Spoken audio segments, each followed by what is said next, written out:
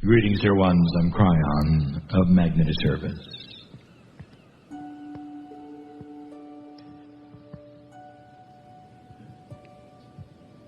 In a giant imaginary ocean, perhaps multidimensional, there is a ship. Enormous it is in this parable. And you've come across it at night and you can see. Enormity is not a good word, it's simply immense. As it pushes through the ocean, as it has for eons. It's one that as it passes you, you can see it. As high out of the water as it is below, you cannot even fathom how big it might be. Briefly, you catch the name in peeling paint. It starts with an H, and the ship's name is humanity.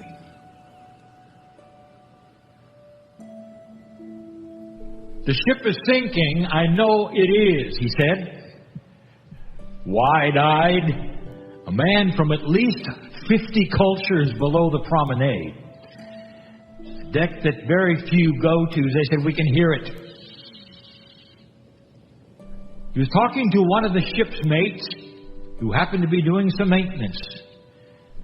Sweeping up, as they say. And the mate said, well, is there water? And he said, there will be. We can hear it. It's creaking in an odd way. There's noises that we've never heard before. This ship is falling apart. We can hear it. We know we're so far down. And the mate said, have you talked to the ones that are further down? And he said, we won't go there. It's ugly down there. We don't want to be there. But what we can hear, we know this ship is not going to be afloat very long. Everything seems to change here. It's been a certain way in my father's and my grandfather's day, and even in my day, but not now. We're hearing the planking start to break and chip apart, and noises we've never heard, snaps and buckles, and this ship's going to sink. Well, until you've got water, don't bother me. And that's the way it was, as report after report seemed to filter up, even into the wheelhouse, where those in charge would smirk and say, no, it's just their imagination. It's always been this way. It will be this way. It's seaworthy. It always has been. It's not perfect, but it will continue. And so it was in this ship called humanity. And the one from the 50 decks below the promenade was correct, because there were things going on. Things going on that nobody expected, and it was frightening. They'd always been in this ship. It had carried them well through this ocean called Earth, reality. What was this they were hearing? Frightening it was. Some were getting together and talking about it. Over a period of time, there were groups involved in what they were going to do about it, because they were all hearing it. It seems like the lower decks, they heard it first, because they were in the water. And the ones down below 50, well, they didn't go there, because it was too dark to see. But then there were the ones who came from 70 decks below the promenade. You could barely recognize them. They were in cultures that were horrific. Were there things that you just don't do, where children don't live long. Or if they do, they'll cut off their hands. Decks that no one wanted to see, especially the ones on the promenade. No one wanted to ever go there. But that's where they said the rats were. There are rats, and they're coming up. skipper always knew there were rats, but he said as long as they stay below 50 down, we're fine. But now they're starting to see them on 40 below and 30 below. The rats seem to come out of nowhere. Some of the crew said, we don't have rats. This ship is not rat infested. They found out differently when the one started screaming on the promenade that rats were there. It just seemed like the darkest of the dark coming up from the places no one wanted to go was starting to show itself in the ship. Crew members were sent to destroy the rats as fast as they could, but there were too many. Just another sign.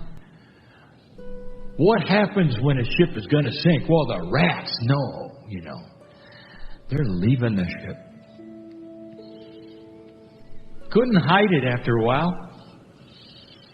That's the way rumors are. Even 50 decks below, rumors spread. They spread to the elite. And the first 5 decks, we'll call it the first world decks, they started to be aware of it. The food was tasting different. The air conditioning wasn't working as well. It was getting a little too cold. Things that had always worked seemed to be breaking. Then they got word that Deck 40 was very, very unhappy with Deck 39. Maybe not a war, but at least a revolution. Now, that hadn't happened before. They were over that. That was ancient history. 39 and 40 had made peace a long time ago. But suddenly, that was threatened. There was unrest. Everything below Deck 10 seemed to be starting to hear things. Now, even some of the ones Deck 6 were hearing things, and the things they were hearing were not pleasant if you were on a boat. Not at all. You're hearing splitting of timbers. This ship's going to sink. Is there any water? The skipper would say. And they'd send down the crewmen and they'd say, no, there is no water. And yet something else they noticed, down in steerage, the bottom of the bottom, where everybody is in control of how fast that ship goes and how that machinery works, they were all arguing.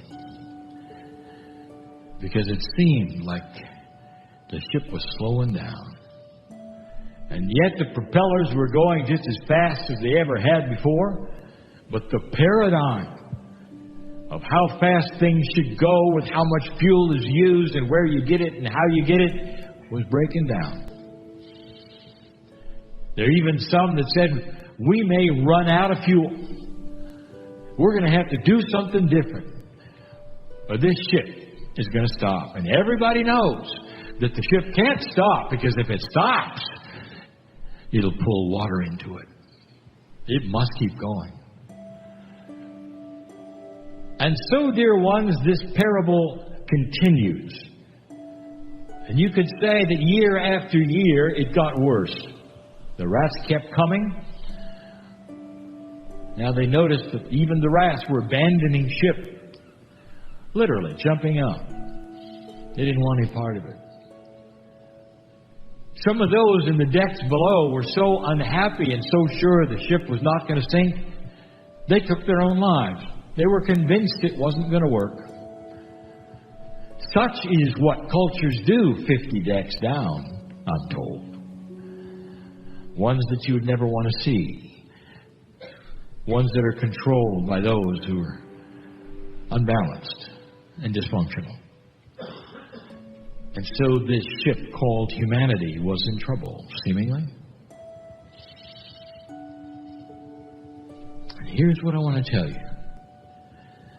That in those years of this ship slowing down with all these noises, these crackles and bangs, they started to see it happening. Oh, The first one who saw it couldn't believe it. Looking over the side, he saw a piece, a huge piece of the side of the wooden ship that they were on break off and fall into the water. Break off and fall in the water. He reported no one believed him until they took a look. And they said, this is impossible. This ship was put together so well. It's always held together. Eons it's held together. It doesn't break apart like this. But they all knew that if it breaks apart that much more, and if enough of those planks fall off, they were all doomed. Up there in the first 5 decks, well, they didn't really get those messages. They got other messages. They got messages that things might happen, but nobody said that they were going to sink. And if they had, they wouldn't have believed it because, after all, they're abundant. They have enough. And to think that the ship called humanity might actually sink was not in their reality. But some of them saw the planks go down in the water and the wood chip off when they were up having a drink on the promenade. And that word got around too. Something's going on.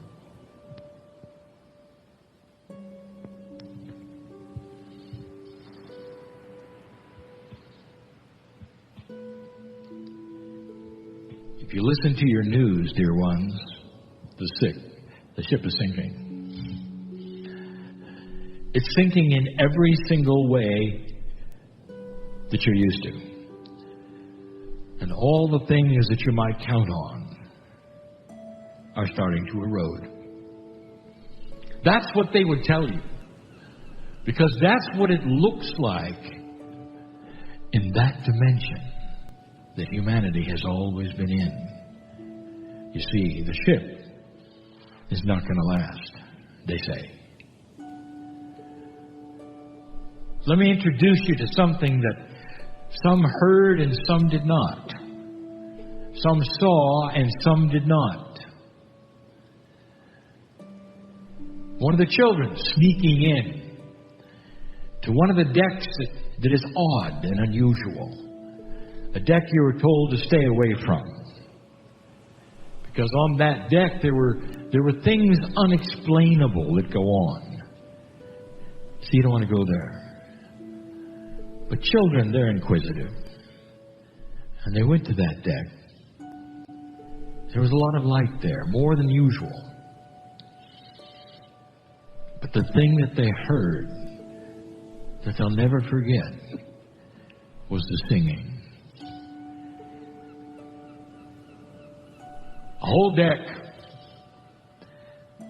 So many people were singing songs. And they had lyrics to songs. And the child that heard the lyrics was making out the story they were singing. And the story they were singing was welcoming of the new ship. Singing about the ship. Only there was no doom and gloom. And he listened carefully and they said, the new ship that glistens in the sun.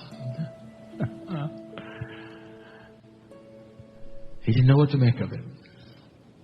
But the one singing did. What eventually happened in this parable was all of the old wood on that ship broke away. All of it. Fell into an older ocean and vanished. But what you couldn't see unless you were outside of that ship, which no one was as the pieces broke away, they exposed something else. A wonderful, brand new, shiny surface that all the time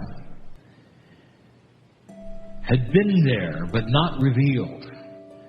Had been there waiting for the old to break off when it was time.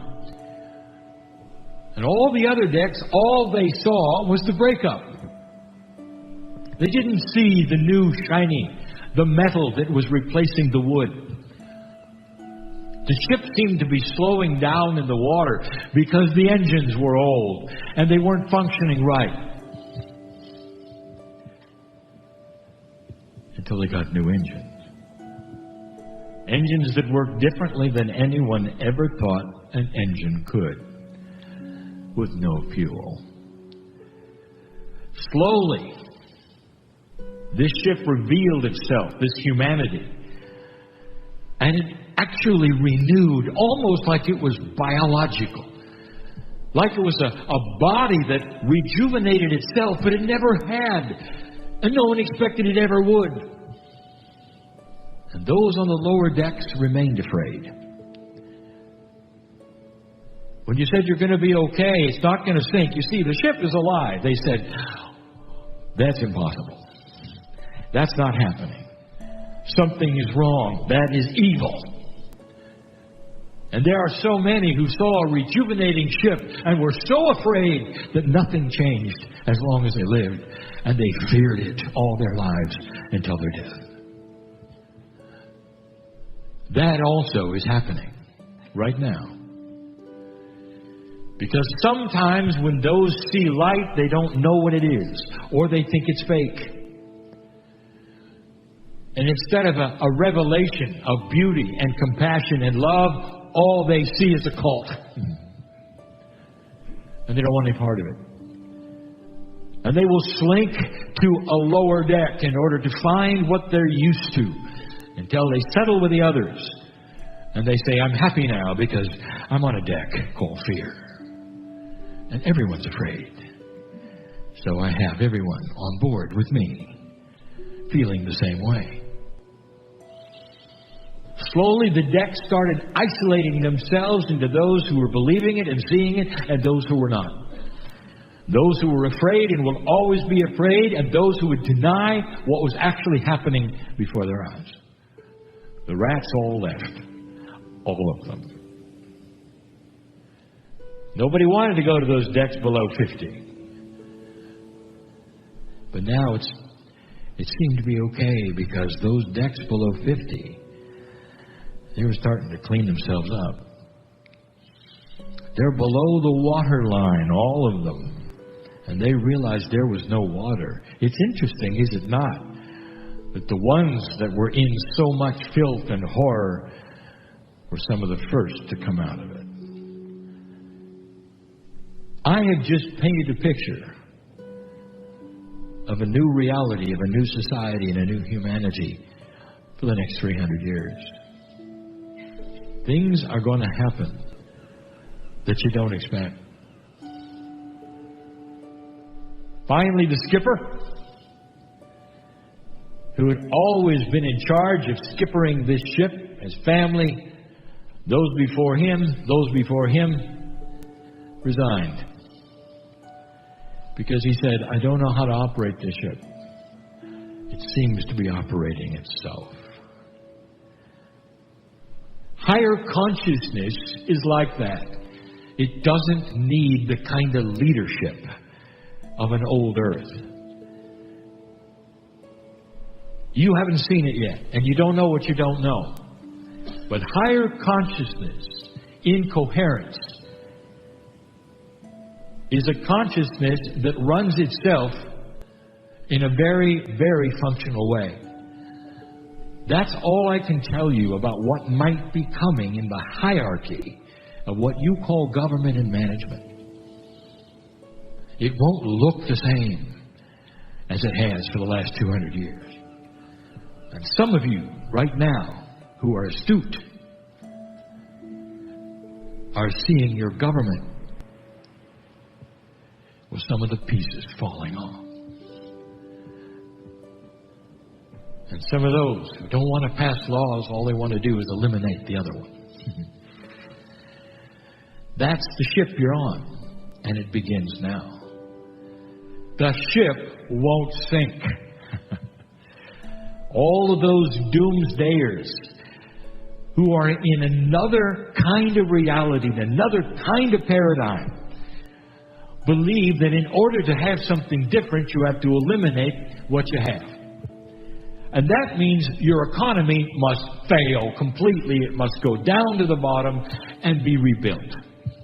That's an old paradigm of the way things used to work. And we're talking about integration. We're talking about new things growing where the old things were and popping up when you didn't expect it. We're talking about the old things slinking away into that dirty ocean as they should. We're talking about new revelations and light appearing where you wouldn't think it would, 50 decks below or more. We're talking about things that no one has predicted. No one. Because you cannot predict what you can't see in another dimensionality, which is a higher consciousness. We said it before. Low consciousness cannot look up to a higher one. Once you're higher, you can look down. But because you don't know what you don't know, you can't see it. And I just gave it to you. That is what this shift is about. And in the decades to come, you're going to see a lot of this. And I'll ask you, what deck are you going to be on? Are you going to be on the deck of fear? Are you going to be the ones that said, I knew it. All these rats, they were always there. They're going to eat us alive. They're coming for us. I always knew it. I always knew they were there. The worst of the worst is happening, and we're trapped on this deck. Woe is me. And you know who I'm talking about. Because they're everywhere. As they see that light expose the darkest things on this planet, the unspeakable things that have always been there, they'll have the idea that it's new. And the ship of humanity is doomed. And they won't see it as it is. The exposure of something that has always been there. The exposure of something that will vaporize because light does that. That cannot exist in a higher consciousness on a ship that's starting to renew itself and becoming stronger and faster and different. I don't think any of you are going to miss this parable or what it means or how it works. But human nature has choices. To accept it, to understand it, to work beyond it, to be stuck in it, to fear it. All of those things, that's your choice. Meanwhile, I'll tell you, the old souls of this planet are singing with lyrics about this new ship. And those lyrics include other lyrics about a new Jerusalem, about a new planet, about coherence, about things you didn't plan on, about food for everybody and clean water when you didn't think it was there, about inventions that are coming your way that make sense and will help humanity instead of raping the land. This is the potential. It's why I am here, giving you these messages from the creative source. Because these are the messages that have happened before in other societies who've gone through exactly what you're going through. Oh, dear ones, free choice is interesting. And in this planet and in these cultures interfacing one another, anything can happen. 2 steps forward, a step back, another step back, another step forward. This is up to you. How fast it goes is your decision. It's not coming from the stars. It's not coming from the creative source. And that is why I am here, to inform the souls that will listen, not to fear, to hold the light, and to be part of a new ship. You're coming back. You may not think so, but you are. You won't miss this party. You created it. You're not going to miss the graduation. And as you come back, dear ones, you're going to remember. And you're going to know early what's going on. And you're going to join this choir that sings about a new energy, that sings about a coherence of love and compassion that's different than anything that you've ever seen, that starts to change institutions and the way they think, the way they work. Now, let me make this clear. This has nothing to do with the New Age. It has nothing to do with spiritual systems. All of those things will change accordingly. This has to do with the general population of Earth, who will start to feel these things, be part of these things, and under the guidance of those who seem wiser and more loving and kinder, called the old souls. And these are the ones I'm talking to. I want you to hold this vision, because what you're doing today is just the beginning. Be ready for those who are going to race up from the other decks and tell you the ship is sinking. Be ready. And when they do, I want you to recognize them for who they are and the fear they're in and the dimensionality they're in. And I want you to love them, hold them, and comfort them, and tell them not everything is as it seems. This is your job. You wonder why you're here? To hold this light of this planet, no matter what you do. Whether you're simply going to work, or simply raising a family, or your grandchildren. You're interfacing with other humans, many of whom are afraid. And this is what you do. You don't have to write a book. You don't have to run for Congress. You just have to hold this light. And even though you don't know the words, you can sing the song about the new ship that's being created right at your feet. And so it is.